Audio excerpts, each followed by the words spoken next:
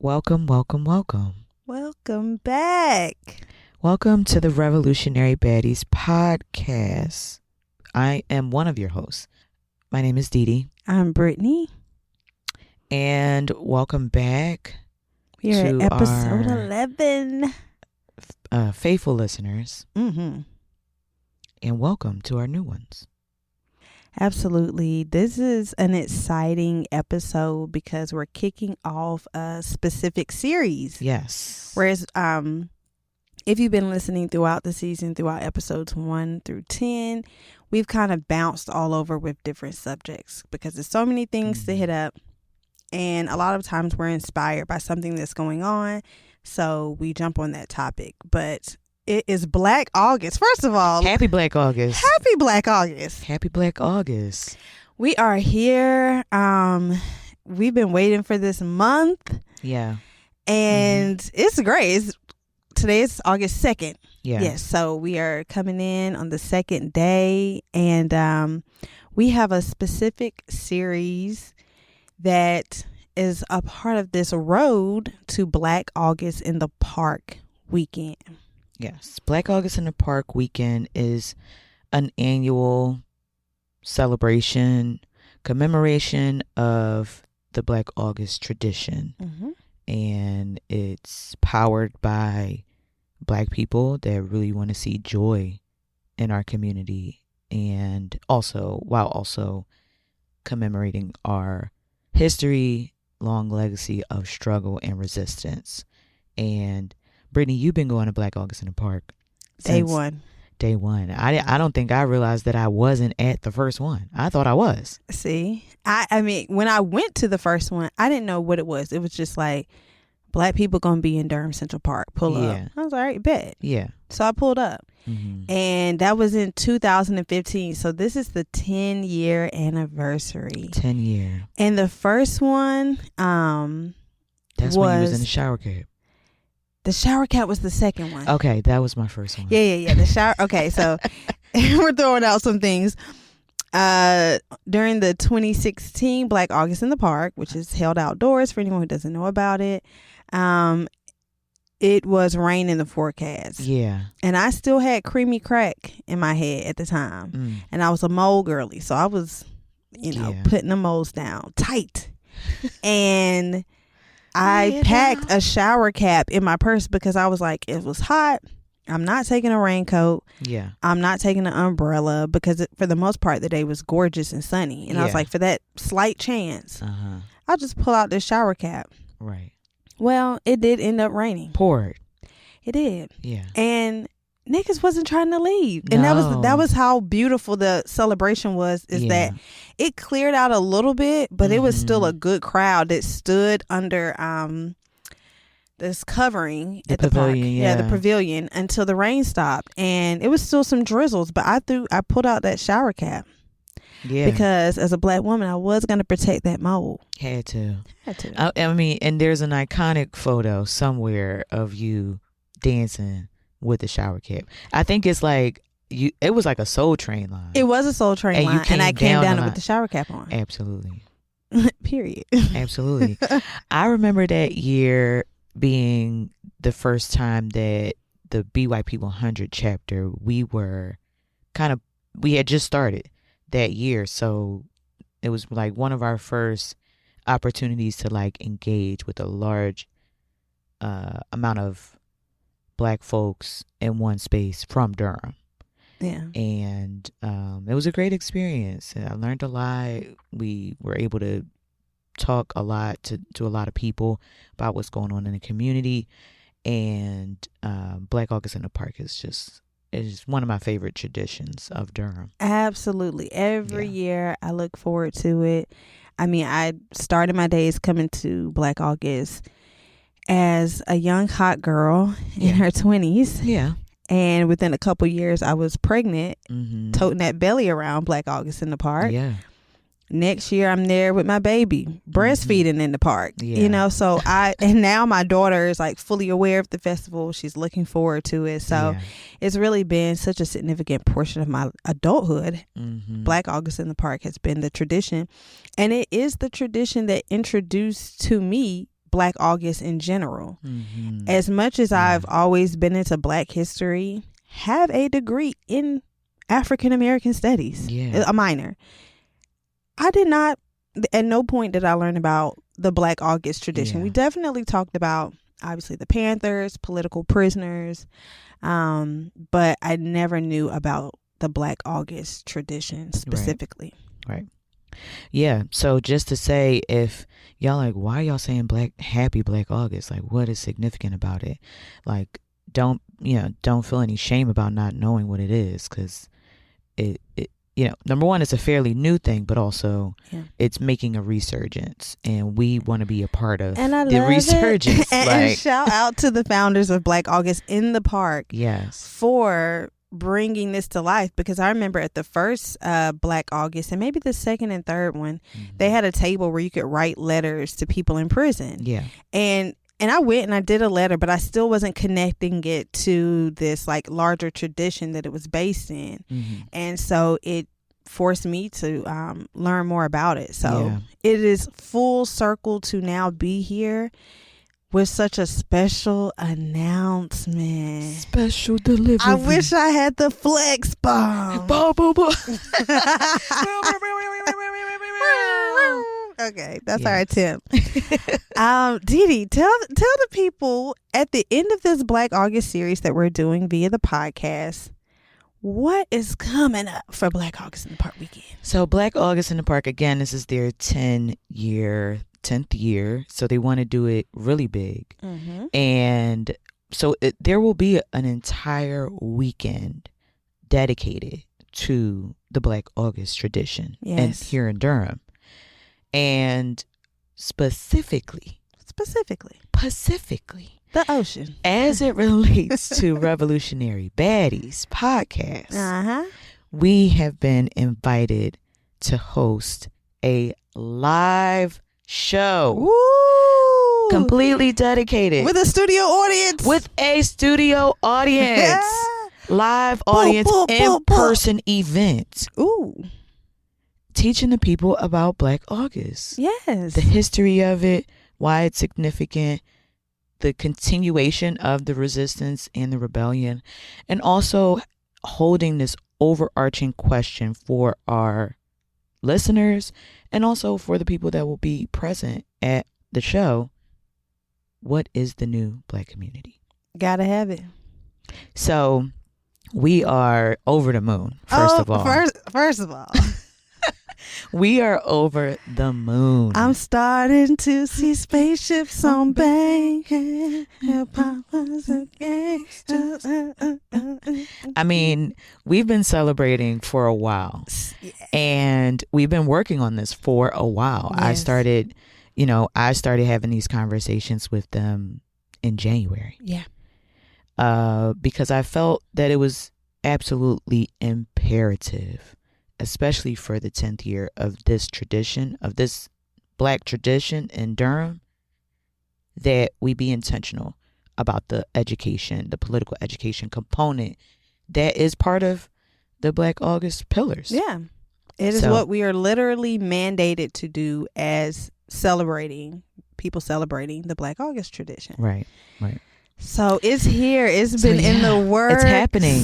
So Black August in the Park is going to be on Sunday, August 24th, starting at 2 p.m. A parade starts at around 2 or 3 p.m. Yeah, and then there's a parade to kind of start it off. Like a second line. Ancestral ceremony just to, fully kick it off. Second line situation. So that starts at 2 at Durham Central Park. And then there is the actual celebration that basically takes on the rest of the day all night. And night. We out there. Black owned food trucks. They're actually still looking for some Black owned food trucks to join the festivities. It's not a market. So don't expect to come there and be able to support Black businesses. That's not the role of this particular event. But there will be lots of opportunities to engage with social justice organizations, Black organizations that exist and are doing really great work in the city of Durham. So that'll be on Sunday. And then our show, the live podcast. We're calling the show do I say the title? Tell them the title. Okay. The title is Blackest August Ever. Ever. That is the title of our episode of our live show, and that will be the Friday before Black August in the Park, Friday, August 22nd. Doors open at 6 p.m. Yes. We are really excited to do our first live show. Yeah. We've only existed. We're not even 90 days old as a podcast. No. And so a huge thank you to our supporters, for all of our believers. Yeah. We're almost at 1,000 downloads already. Yeah. Because we would not be doing this live show if we felt like what we have been doing already wasn't connecting and didn't have a utility. And so doing this show is something that we want to bring to an audience that we can connect with in person during such a great weekend. Yeah. And for some people to kind of be introduced to us in a way, but really introduced to the propaganda, the messaging. The propaganda. So thrilled is an understatement. Yeah. Like I say, we're really excited about this series. Everything, all of the information for Black August in the Park is on the website, blackaugustinthepark.com. Mm-hmm. So that's where you can find the RSVP links. The show is it's gonna hit capacity, y'all. Yes. The RSVPs are deep. We are in it. Okay, so don't sleep. Come pull up on us. Pull up on us. So that is our big announcement that we've been just warming y'all up to Yeah. And what better thing to celebrate around but Black August. Yeah. So today we are going to be talking about, we're going to give you a brief introduction into Black August tradition. Talk about, how it was found, when it was founded, and what are some of the key practices of commemorating it. And then we're going to take it a little bit back. We're going to take it back in time because to get to what the movement was birthed out of, or the tradition was birthed out of, we have to talk about slavery. Prisons. We have to really talk about, at its core, with political prisoners, which is what the tradition is birthed out of, supporting and celebrating freedom fighters and those who have died as political prisoners. And abolition, we have to talk about what it was all based in, and current movements for abolition. Yeah. Whether it's abolishing police, ICE, which is one and the same. Yeah. And prisons, and the death penalty. And so we are going to go through a little bit of information, but before we get into it, we always check in. Dee Dee, how are you feeling? I'm on 10. I mean, I feel like I knew that our podcast would get to this point, but I just feel so proud of what we've done. So I have no complaints. My family is in town to celebrate my grandmother's big birthday. And so it is really nice to like have my family, because they don't come down here very often. It's always me going to Philly. So it is nice for them to kind of see and just be at my house. And, my mom she's being her for sure. As they will be. All up in it. I mean, she mailed a giant bottle of Palmolive dishwashing liquid in the mail. And I was like, why did she? And she was like, I don't know what y'all got down here. Like, she just thinks because it's North Carolina, she's so Philly. Like, we really in the country. And I'm like, no, you're not. We're literally on the expressway in the city. But I do hear you. Yeah. I hear you. So that's fun. Now she didn't think it was going to be a store for miles. Why did she mail Did you tell her Target was down the street? Also, I have dishwashing liquid. Why would I not have dishwashing liquid? Like, it wasn't like it was something like, okay, we're probably going to use up a bunch of this at Dee Dee's house, so let me just bring stuff. Like, I don't know what the thinking was behind it. And it was just dishwashing liquid. It wasn't like she bought other cleaning products. Wow. Like, she's got a specific kind that she likes. She was like, I don't know. I ain't never seen no. I have like the power wash spray joint. She was like, I don't know what this is. It's not cutting this grease the way. Why are you coming down here to wash dishes? Gotta love Black moms, man. You just got to. They hold us down. Ma'am. They hold us down. But I have no choice but to thank her. So yeah, that's it. How are you? I'm doing great. It's been a great August already. I've committed myself to really trying to do the practices that we'll get into in just a moment for Black August. Getting my body up. I'm committing myself to physical activity, which is actually a really normal thing. But sometimes you have to make like a some campaign. People don't move. You got to get a campaign for it. I'm not a moving person. I move, but I don't be moving. Yeah. And so I'm excited just to be celebrating it. Obviously, the live show is very exciting. Yeah. And this, once again, I think the summer is just the power of manifestation. It's just the rollout of the manifests. Yeah. It's been flawless. The things that I've asked for, they've come. I'm exactly. Like, let me add some more on the list while this is the energy that's out there. Yeah. So I have a dear friend coming in town for the live show that I haven't seen in a year. So I'm so excited. I got people pulling up on me. Yeah. My mama. My mama is very excited. She's very proud. And so, I'm just looking forward to being a participant in the Black August in the Park weekend, and to be someone who's just there like everyone else. Because like I say, I'm loyal to the brand. I have on my vintage Black August t-shirt right now. First ones. First edition, second edition, third. I got the pins. I got the fans. I got the Nelia. Yeah. Love that. Yeah. So I'm feeling good, feeling great, and I'm ready to dig in. Okay, great. So the Black August tradition, it was birthed out of the California prison system in the 1970s. And this was following the death of the Jackson brothers, more specifically George Jackson, who is actually incarcerated. And he is the face. I'm sure every one of you are on social media right now. You're seeing a lot of posts about Black August. And there is the face of a young man that is often accompanied with those posts. And that is George Jackson. Mm-hmm. He was incarcerated at a very young age.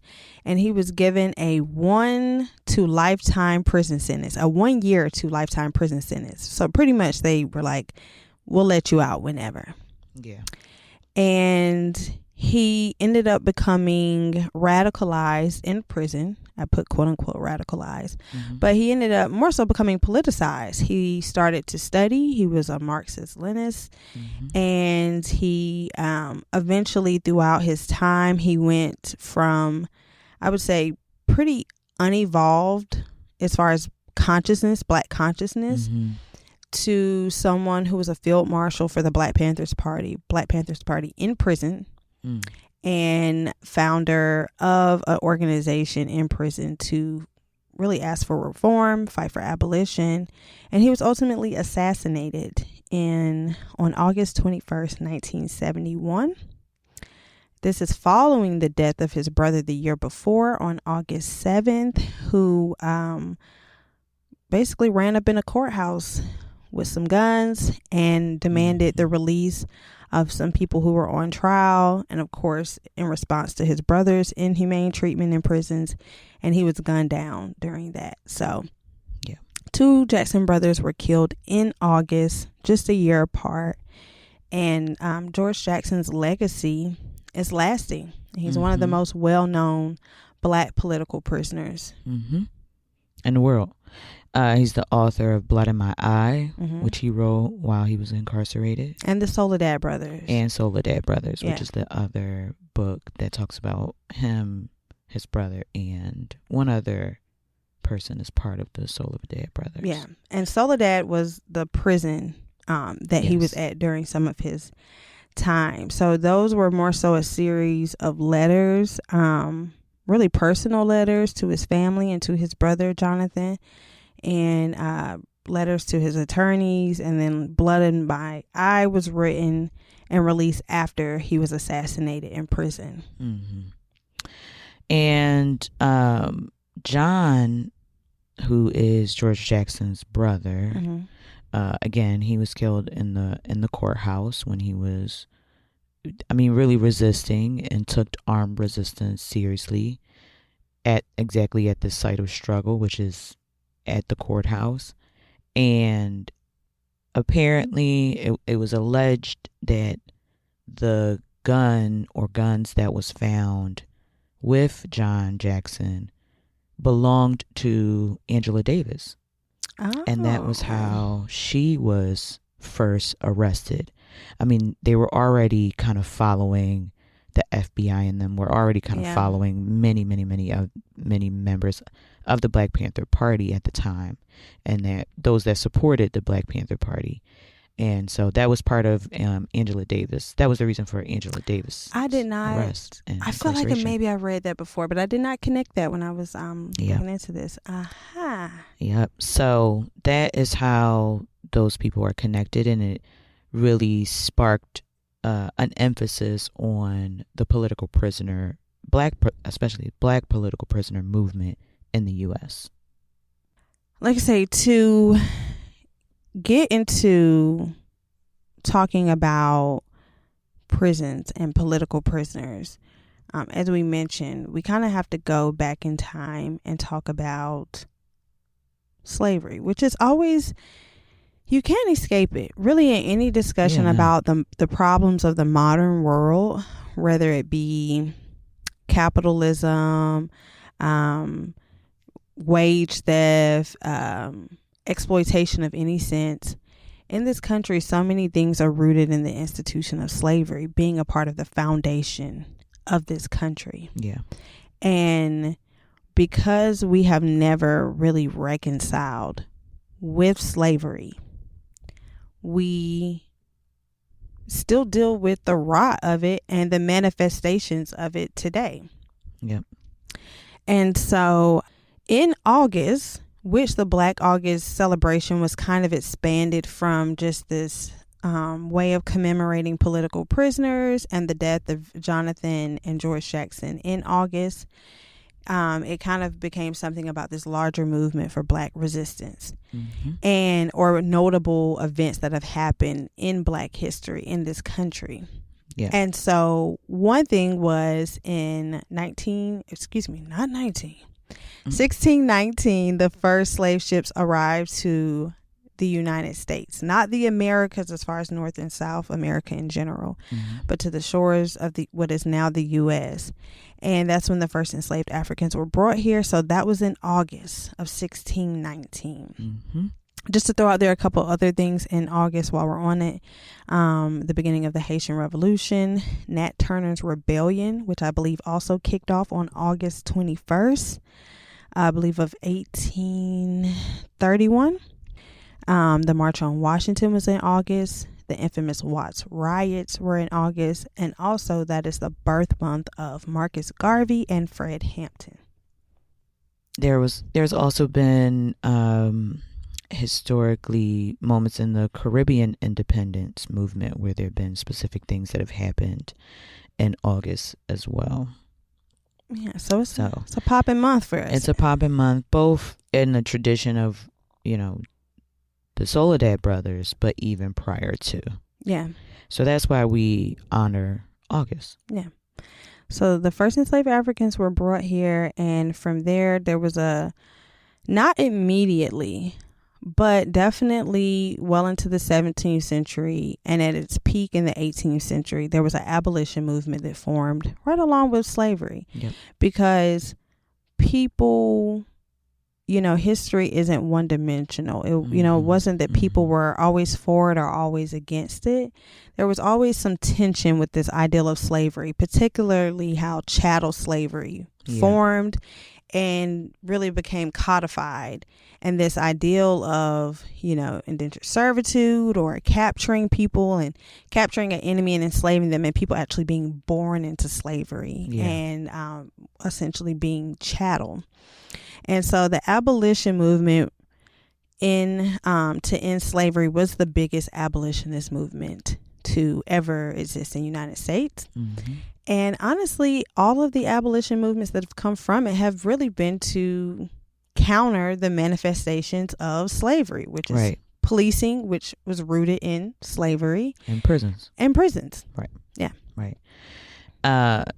So, all that to say that black people have been resisting slavery always since it started. Yeah.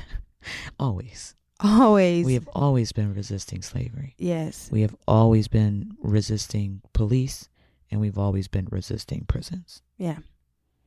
And at the core of America, slavery then and now prisons really show the contradiction and the lie in the democracy. Because while the founding fathers were introducing this new nation to the world that is built upon democracy and the rights of man, the biggest contradiction was right there because of slavery. And that was ultimately that tension that couldn't seem to be broke. That's like, okay, you have in your founding documents, which we talked about last week, the Black Panther Party, including the Declaration of Independence in their 10-point program. You proclaim these rights of man and you deny it. Yeah. And so that contradiction was more visceral and clearly seen with chattel slavery. But it's because chattel slavery has kind of morphed into our prison and policing system. It's not right there in our face. Right. But the prison mass incarceration problem in America is the biggest proof of the lie of democracy and freedom in this country. So for people who feel like fascism is here now, freedom, lack of, our freedoms being attacked is happening now, and we're blaming it all on Trump, that means that you've likely been completely ignoring or not really understanding the magnitude of the prison problem here in America and the policing problem as well. And I mean, as a reminder, I feel like we're always going to remind ourselves and need to remind ourselves that we live in a capitalist system. So we actually the goblin, we sold out. For instance, as it relates to police and prisons, we do not have a criminal justice system. We have a capitalist system that decides who is punished and who is not. Right. It is built on capitalism and colonialism. Mm-hmm. And prisons have a valuable function in a country that is oppressive, that has an oppressive government. Prisons are a way of doing away with those that are deemed less valuable in society. Because Paul Mooney famously put it, niggas getting free was not a part of the plan. Like, hold up. For America. Never. That was the plan. It was the power, it was the fuel that was backing the economy. Right. And so, and once again, in talking about capitalism, it's often framed as like an economic system around free markets, but all political systems rest upon an economic system. Yeah. So if the economic system is the exploitation of an entire race, then that's what our political system will be, the exploitation of an entire race. Yeah. So niggas getting free, they had to go back to the drawing board and say, all right, now we need a new plan. Yeah. And so that's when modern policing started to be, was birthed out of the slave patrols. And prisons were created to also funnel these people and keep them, to kind of control rebellious people. Right. So prisons have always been political. Exactly. In their formation. And then the mass incarceration era started after the civil rights movement. That is once again them saying, niggas getting these rights was not a part of the plan. It was not a part of the plan. So let's go back to the drawing board. Right. And I'm telling you, one thing I can say, when them motherfuckers go back to the drawing board, they get busy. They get busy. They don't fail. They don't miss. The Jim Crow laws. That was them going back to the drawing board. Literally going back to the drawing board. We got to get that board. I mean, soon as I need to get that board. We got to get that board. Which I got up there. Which I got on them up. And it's a board right now. I want it's being crafted. Absolutely. A lot of lines on it. Lots of lives on it as well. Hello. Okay. You know? We gotta get to that board. We got. Who can do it? But it's also, as it relates to the slave patrols, again, they were there. Niggas getting free was not a part of the plan. No. They were literally there to make sure niggas was not getting free. That was the purpose of the slave patrols. You already know that. Okay. Mm-hmm. Now we transitioning to after post-emancipation proclamation, post-Civil War. And again, Abraham Lincoln signed the Emancipation Proclamation, but he had every bit of an idea to get rid of all of us as well. Yeah, he was coming up with plans. He was like, okay, well, I mean, y'all can and Emancipation Proclamation is not the abolition of slavery. It was the non-expansion of slavery. Right. And technically the states that he proclaimed it in, he did not technically have power over at the time. So it was really a Emancipation Proclamation. Right. So it really was not something that actually he had the power as president to enforce. Yeah. Outside of war. Right. And so after that, people felt like there still needed to be the police. Yeah. And that is when the police as we know it was formed, along with new laws that weren't laws before. For instance, someone walking around unemployed, you could be put into prison on a chain gang. The prison farms. Criminality is really propaganda. Yeah. People being this whole ideal that there's this criminal element in society. Yeah. And these are people who are products of their environment. And we have to look at, when we talk about crime, who decides what is a crime? Who is considered criminal? And what are the ways in which we deal with criminality as a way of kind of removing threats, the state removing threats, removing power, removing rights from people. So as soon as they got to that drawing board, they said they're not slaves anymore. Now they're criminals. Right. Now they're loitering. Right.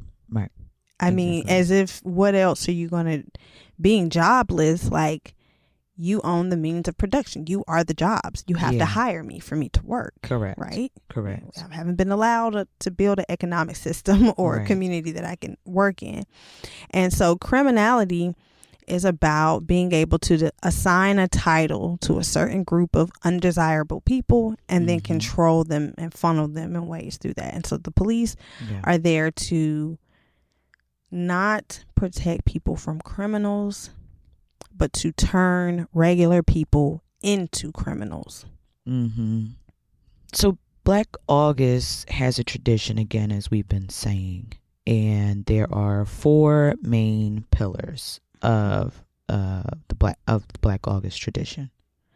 One is fasting, so some sort of restriction from food. I think, it's a spectrum, basically. To the max is no food, no water from sun up to sundown.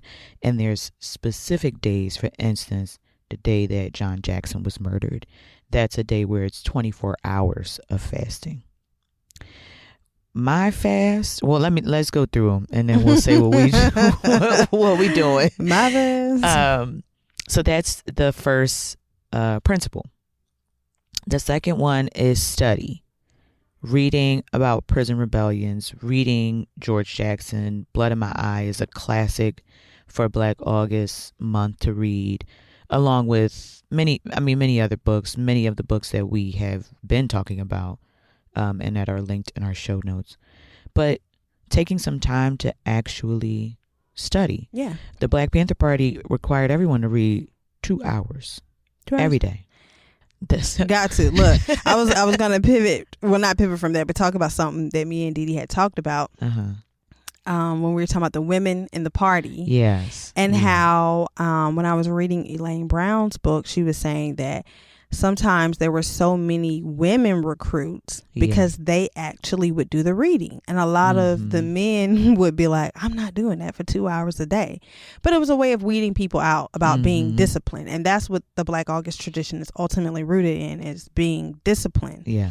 And so studying is a form of discipline, learning, and it's a commitment that inspires you to do so much of the other things. Yeah.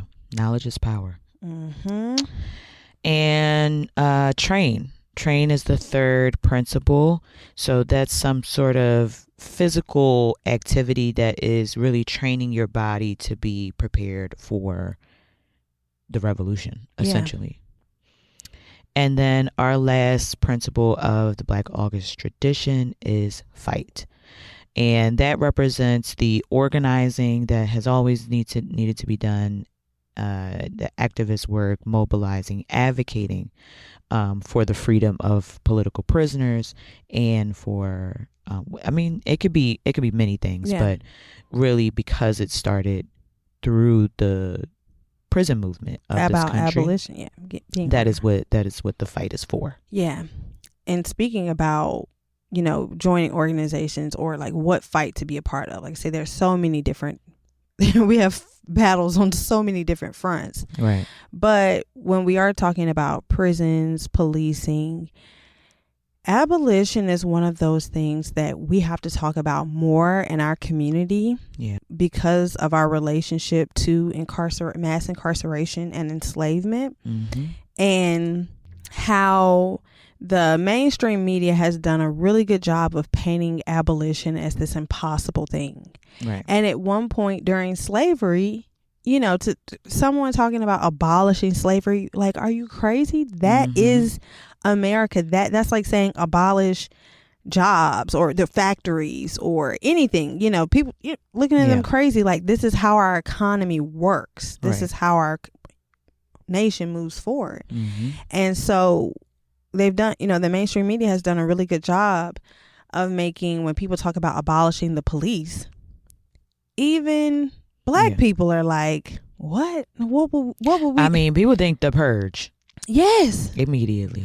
Oh, so these criminals now are going to have free reign and no one's going to save us. And this is how not just, a lot of maybe white people in this country think, or other groups, Black people themselves, because the man does live inside of you, of us, will tell you that there can be no safety. There can be no way for a society to function, in a civilized, quote unquote, civilized is a very heavy loaded term. Yeah. Civilized way, if we don't have people policing the actions of others. Right. And so with the abolition movements, we have got to take that word back. Abolition has set us free, literally. Exactly. We are now the descendants of people who were set free. That fought for that freedom also. Fought. And going into that became free, like you said, they had to put in a fight, and they had to say, we don't want to reform slavery. Exactly. We want to abolish it. It cannot exist in any form. Exactly. And we be free in any capacity. So I love this economist. His name is Richard Wolff. He's gone viral on the internet with, him being on podcasts and different things.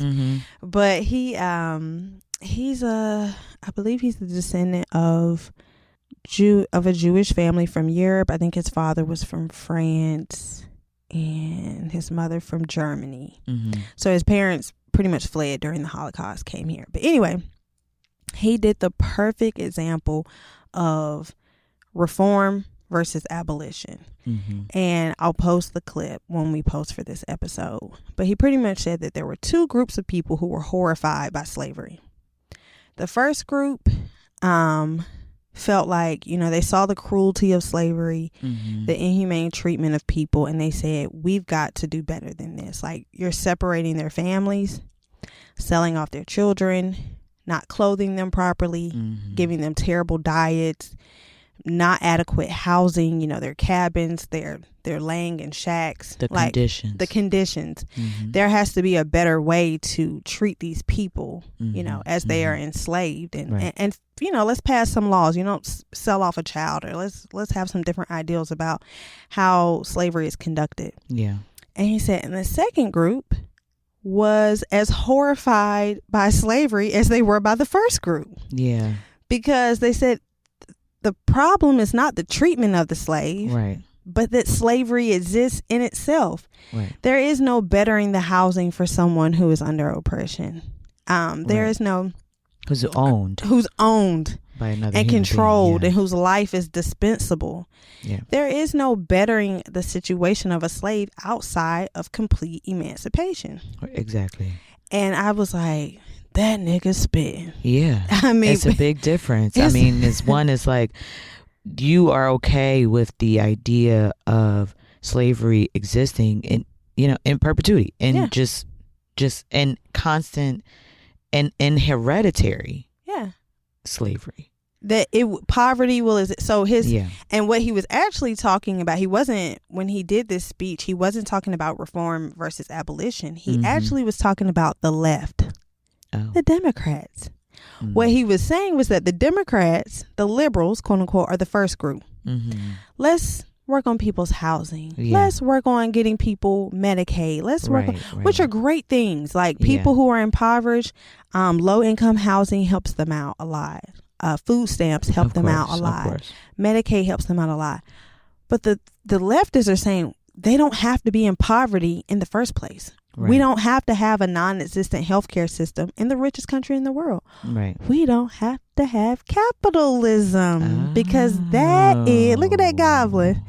Yeah. There it is. So he was really doing, he did that analogy to talk about people who are on the left, because the Democrats are like, we need to expand Medicaid. And the real left is like, we need universal health care. Like, what are we even talking what about? Are we talking about? Billing. You're billing with fuck billing, bitch. I want to walk up in this motherfucker and be treated, and that's the end of the story. And that is worried about a profit. Is the insurance company gonna cover it? I'm not leaving here with no paperwork other than get well, Miss Rodman. That's the only thing I want to leave a hospital because I work hard. Even if I didn't work hard, I'm a citizen. I'm a human. And on top of it all, I do pay some taxes around this motherfucker too. Yeah. And y'all love to take my money and send that motherfucker across the ocean for some shit. to you know who, BB. Exactly. So give me some health care. Damn. Yeah. The difference is not necessarily one or the other, but it is that the reforms are what help to would help to actually contribute to the abolition. Absolutely. Jonathan Jackson's son wrote the foreword of the Soledad Brother, and he lives in the legacy of his father. He was young. He was 17. His son already had a baby. His son was baking. His son was in the womb. Like literally, I don't even know if the mom knew she was pregnant yet. He might have stayed home, if he knew little man was cooking like that. I think he was born 8 months after his father died. So, he had just hit the womb. Right. But he wrote the foreword, and he was talking about, in the political analysis of his uncle.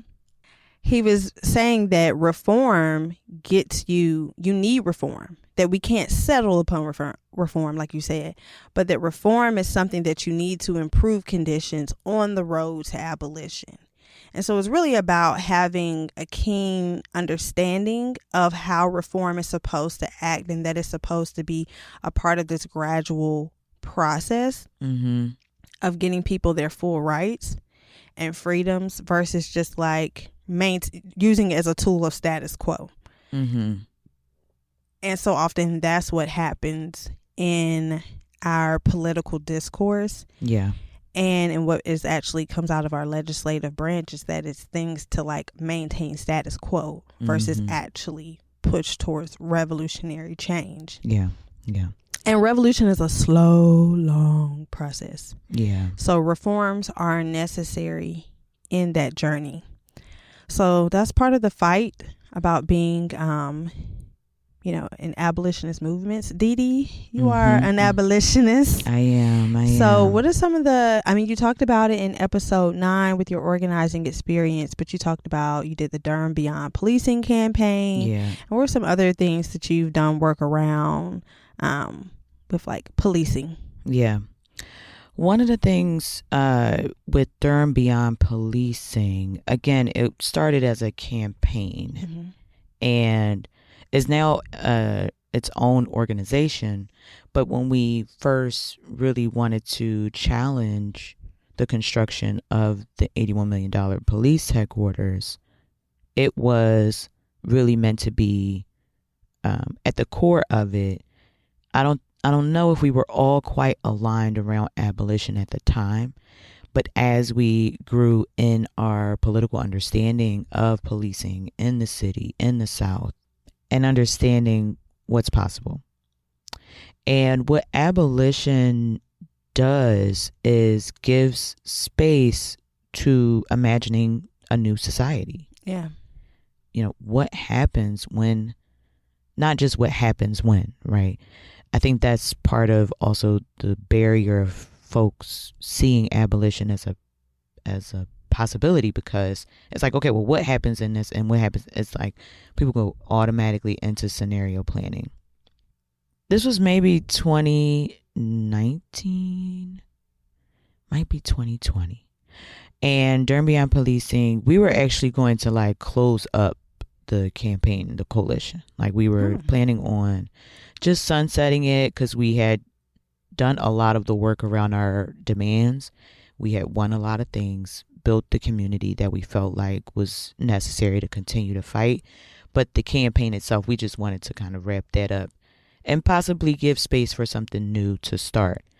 And we got wind that the police department was going to add 71 additional police to their budget. And we got the band back together and many other folks. So maybe this was 2020 going into 2021. And really we're like got together, a bunch of organizers, like, what do we want to happen? We know that we don't want them to get this additional funding for additional police, but what are we offering instead? And we spent weeks, months writing what we wanted and created a proposal that included many different examples that already exist in the U.S., but new ways of responding to crime and violence in our community that does not involve the police or has minimal involvement with the police. And from that time that we did that writing, we created the Community Safety and Wellness Task Force proposal. And we presented it to the city council as they were deciding specifically about this additional money that was coming to go to the police budget. We presented them with our alternative. We mobilized people to show up to the city council meetings, especially the ones where all of the ones were talking about the budget.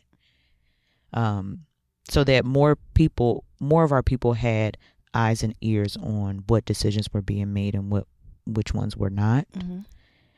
And we successfully got our city to say yes to our proposal.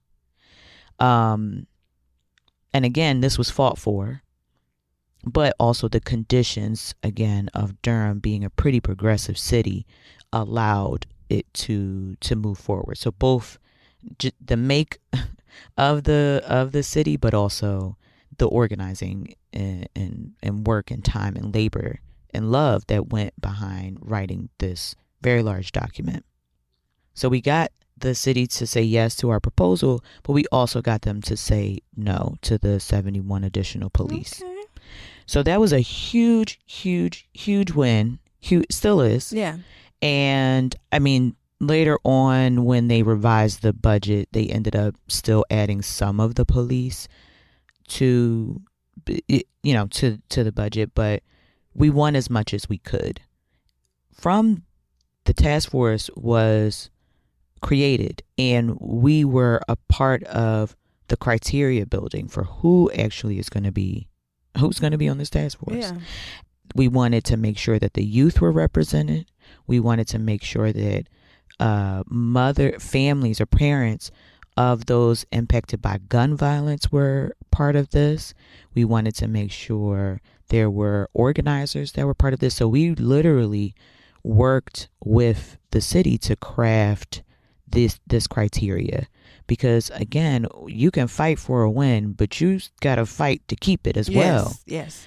And so that was what we did. From there was a task force that created this really, really, really beautiful report after many, many conversations, hours of work with the community to see what would make this city safer, what would make this city more well.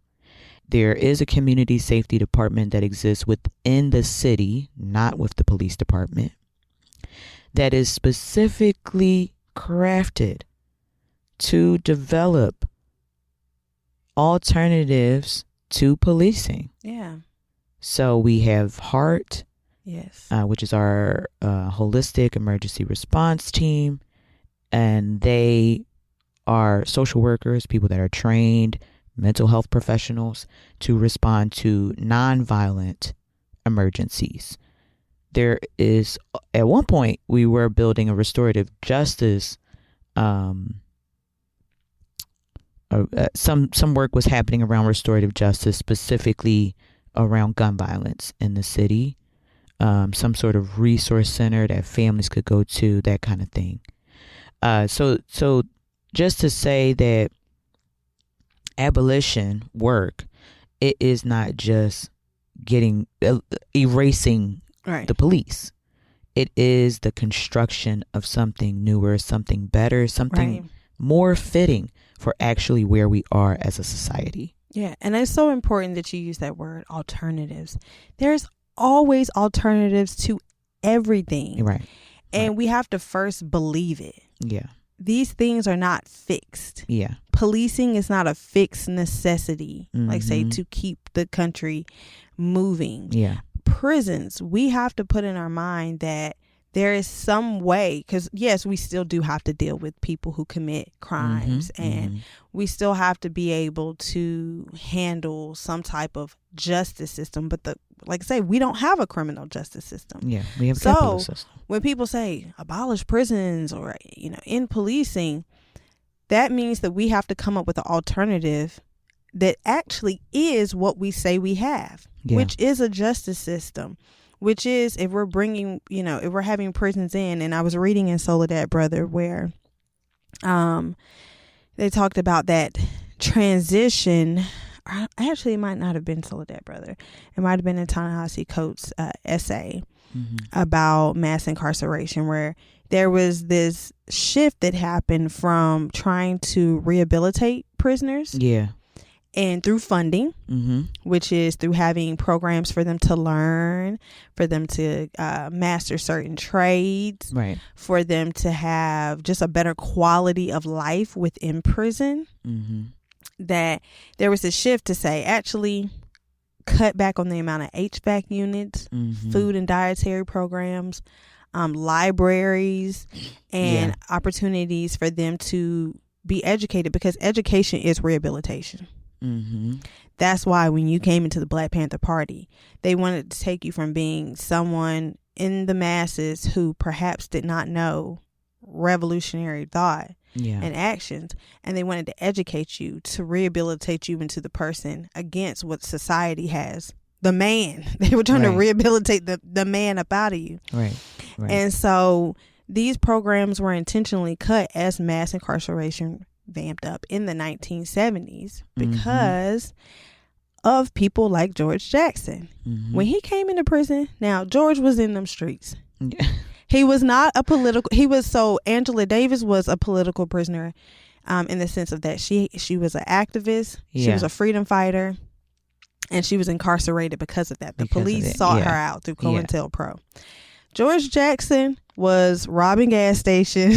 he was out there, but once again, he was a product of his environment of poverty. Mm-hmm. So when he went into prison, he was not a political prisoner.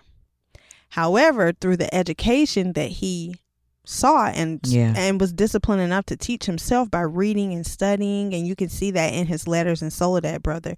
You can see when he first started writing letters, and then throughout the 60s, because I believe he was incarcerated in 1959, how he became more radical and how you could tell he was freeing up his mind and gearing up his fight. And he formed the Black Guerrilla Family, which was an organization within prisons in San Quentin to fight, to organize the prisoners. Yeah. And it was the education, it was the books, it was the libraries that he was able to get access to that helped radicalize him. Right. And so another reason why it's so important that we have to make prison and policing forefront issues, not just for us as Black Americans, but all Americans, because all groups are incarcerated. Black people disproportionately. Yeah. But the reason that we have to keep it at our forefront of freedom fighting is because of the very moment that we're in right now. Yeah. Fascist regimes depend on prison. They depend on policing. Absolutely. That's why ICE is now the most funded police force in America.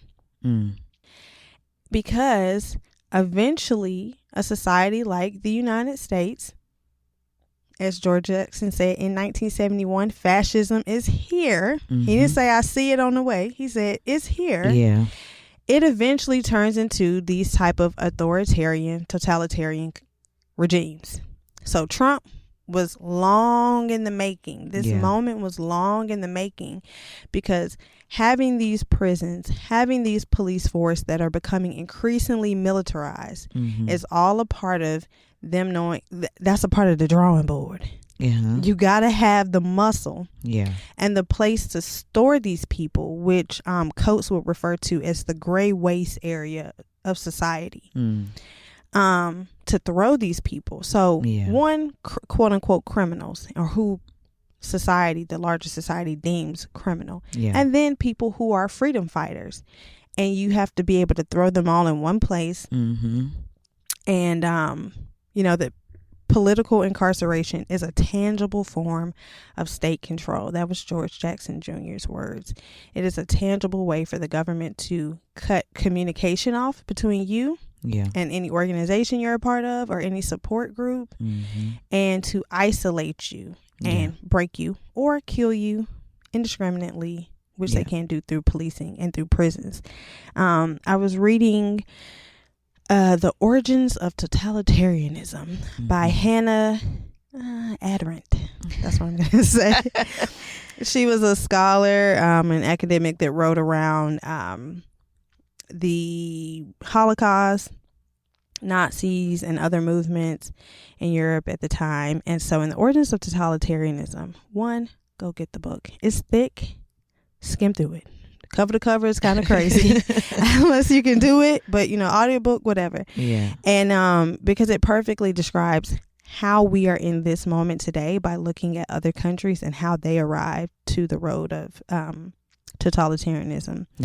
And that she said that societies will slowly turn into concentration camp societies. And look what we got down in Florida in the Everglades.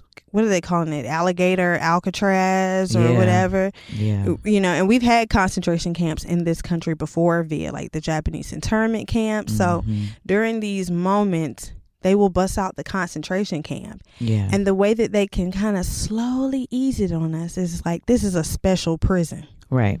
It's and we should have no prisons, but because we've normalized mass incarceration in prisons, the concentration camp just seems like, oh, this is a particular style for particular criminals, right? And in reality, it's for anyone, because they got to fill it.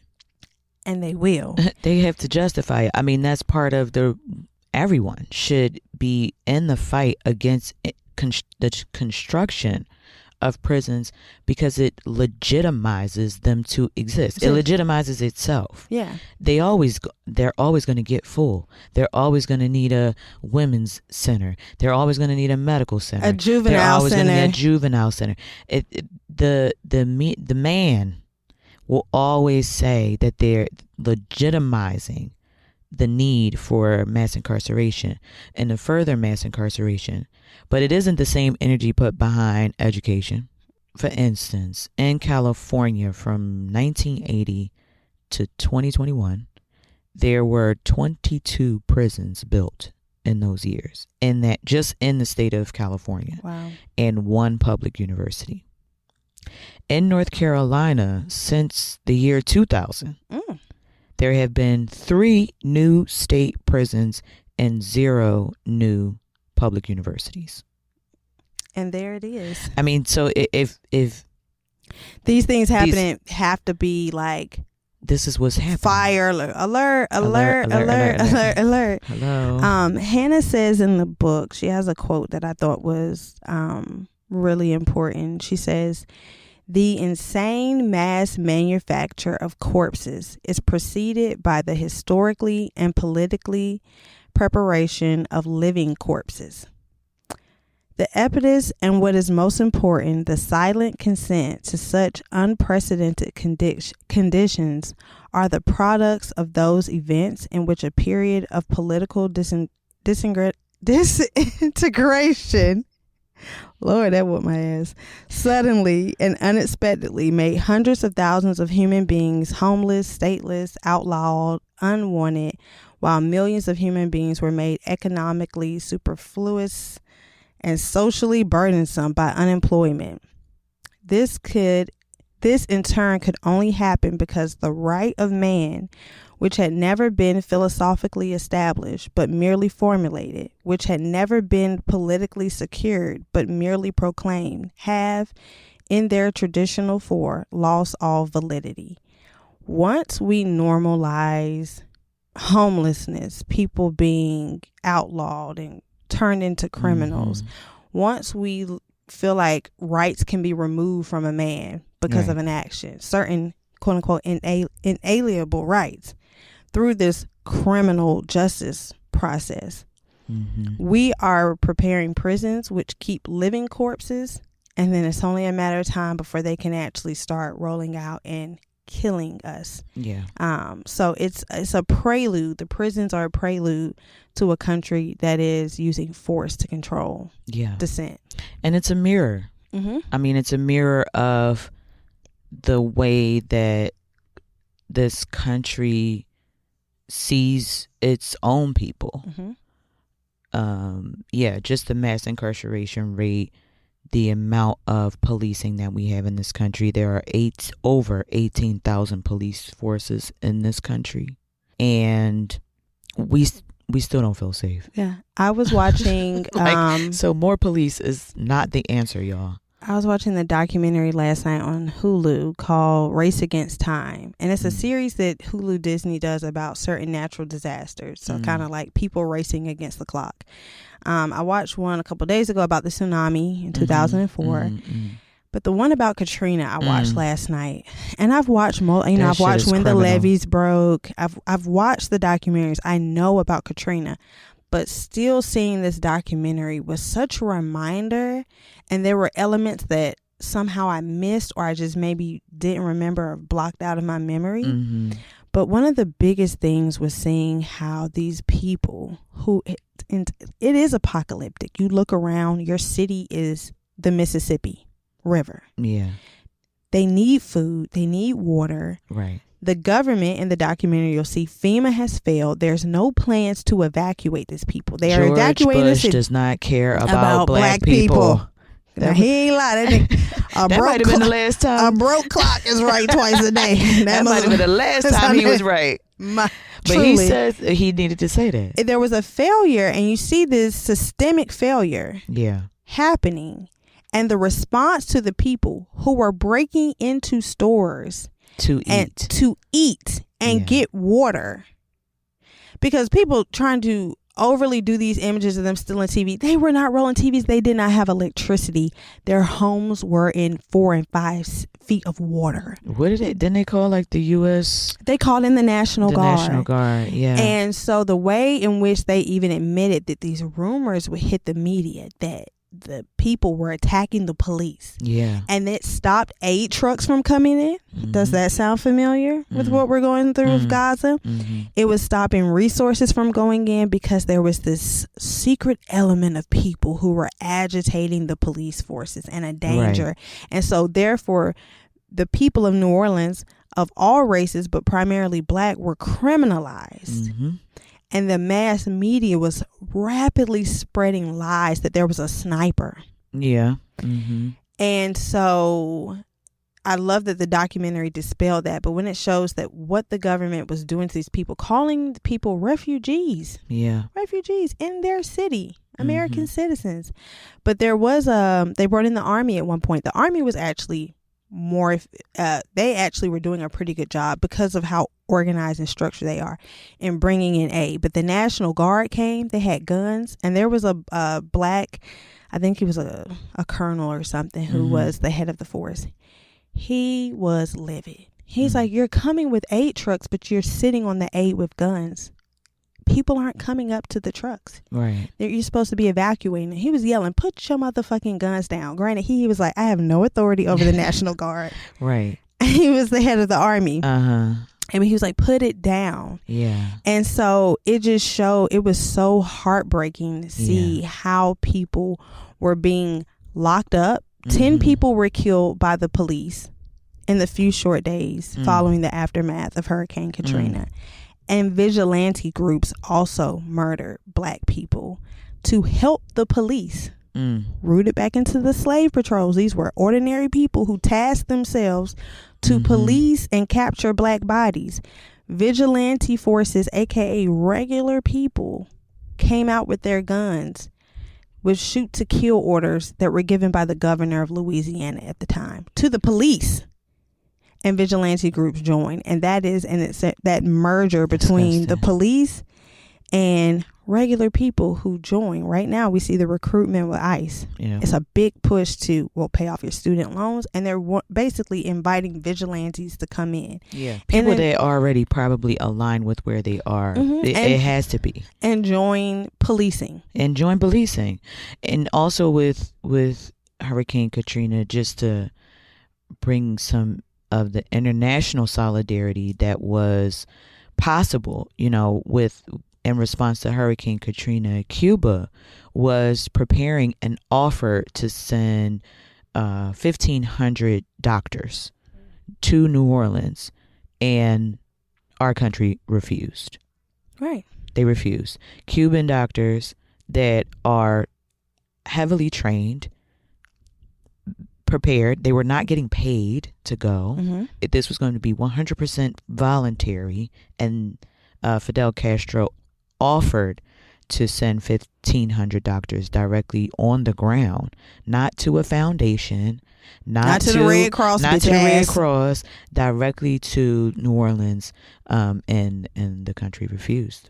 Well, I saw that there were voluntary people that came from Mexico. There were firefighters and other rescue workers with the recent flood in Texas. They came to help that camp look for some of the missing girls and help recover bodies. And this is a state which people that are of the same nationality as them, other Mexicans and other people, Latinos, are facing persecution in the state of Texas specifically because of immigration laws and ICE crackdowns. And these people cross the border for free to help. Yeah. So that's how you know it's not about safety. Never been. It's not about safety. It's not about protecting, and it's not about serving. No. Like, that's not what this is about. This is about capitalism. Yeah. This is about maintaining control. And this is about profiting and exploiting natural disasters to continue the criminalization of regular surviving people. Like 10 people being killed by the police within days of Hurricane Katrina is insane to me. Desperate people who were literally trying to get out of a city that was 80% underwater. These are desperate people. It's just, it's just disgusting. I don't even know, like. Yeah, so it had me a little sick. I felt the weight of it in my body watching the documentary, and I actually skipped out on the last episode. I said, you know what, that'll do it. Yeah. When it ended with the vigilantes, I said, and that'll do it. Yeah. And but you know what? Another part of the vigilantes and bringing it back to the Black August practices. Yeah. These vigilantes were armed to the T, long rifles. Yeah. Hunting black people. Literally. One guy said on the documentary, man, he had been doing some hunting in another state for some type of animal. So he was like, this was the next best thing. And they were sitting around and grilling meats. Like, we had a good hunting day. Mm-hmm. And they had the family of one man who was killed by vigilantes or shot. They tried to take him to a police checkpoint. The vigilantes circled back around, I believe, in a police car under the guise of being the police, and kidnapped the man that they had just shot. And they later found his body burned in a car. And so the guy who was telling the story was his brother-in-law. He said when people... This was Hurricane Katrina. This was Hurricane Katrina. Yes. He said that when people talk about Katrina, he's like, fuck that hurricane. That's not even what I think about when I think about Katrina. When I think about Katrina, I think about how we were stuck in our projects being hunted by a vigilante group. And to leave, we were going to be shot and killed by vigilantes, but to stay was to starve. Right. Because there was no resources. Right. So we have to really examine policing for the rot and the filth that it is. The truth that it is. Yes. Oh, and I remember I was going with bringing it back to the vigilante group being armed. Train. It is about physical training, discipline, and also for this Black August, I told my mom, we got to go to the gun range. Mm-hmm. We got to know what to do with the blicky. Now, even Jonathan Jackson Jr. said his daddy was a little premature in running up in the courthouse with the guns. He's like, a revolution can't be an isolated action like that. Right, so this is not about. But he was 17. He was a youngin'. All of them were so young. Yeah. So he was a little premature in that you got to have the collective support, but also training is also a way about being prepared for self-defense and being armed, because the police and the vigilantes, now granted, nobody can out arm themselves from the state. But in a part of your training, you can look at different aspects as far as like, do you want to be trained in firearm safety, training your physical body, but most importantly, training your mind. Yeah. And our minds have to really conceive of the severity of the prison situation that we have in this country. We are less than 5% of the world's population, and we hold 20% of the world's population of prisons. There is no freedom. Yeah. So hopefully you all just got a good we went over a few things. A good plate. It was a little mac and cheese in there, a little chicken, little veggies.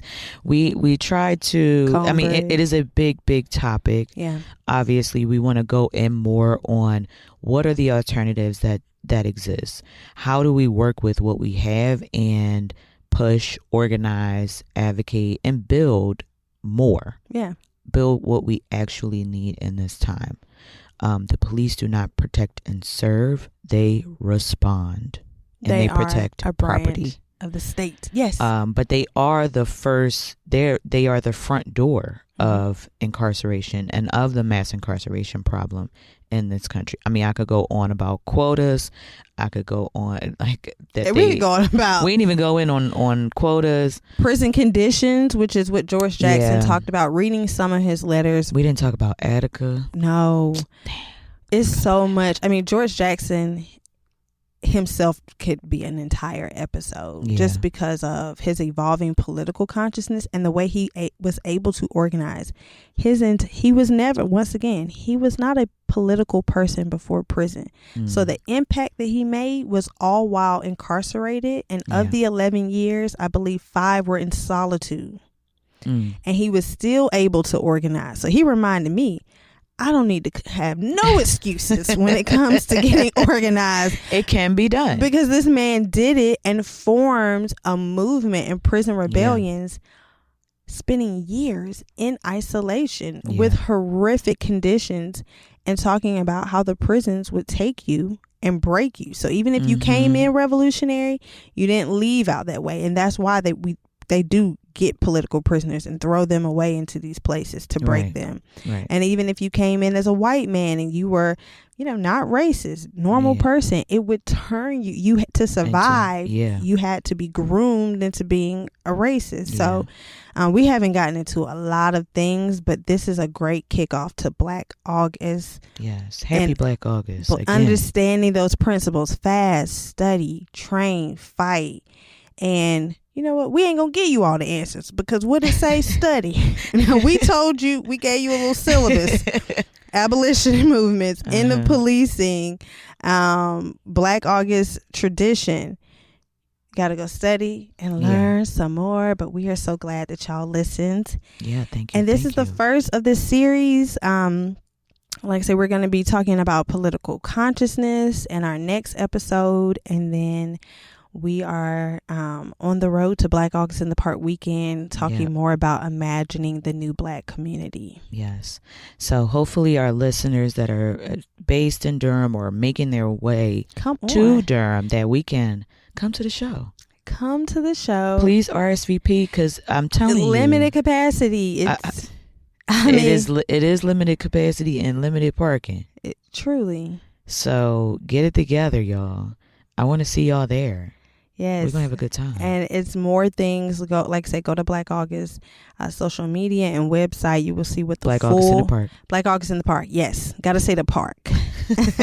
There's BAP. Yes. Black August in the Park. And to me, there's BAT. Black August tradition. And so there's a full weekend of events. Saturday will be an event, especially that's particularly focusing on social justice organizations. And then Sunday is the time where we can celebrate. It's the party. It's the blackest August ever. It's the blackest weekend ever. I'm so excited. I hosted a pregame last year. That day for Black August in the Park, it was at a church. Right. It was at North Star Church of the Arts.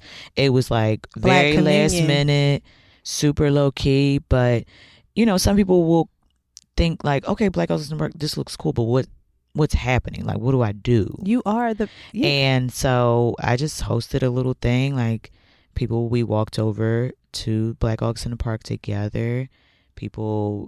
We did some line dance training. We had to practice. We had to rehearse for the line dances. So that's what we did. And it was a cute, very, very fun pregame, something very chill. Yes. Last minute. So I'm very excited Black about this August in year. the Park is popping. Like, I mean, we're going to have it up all weekend.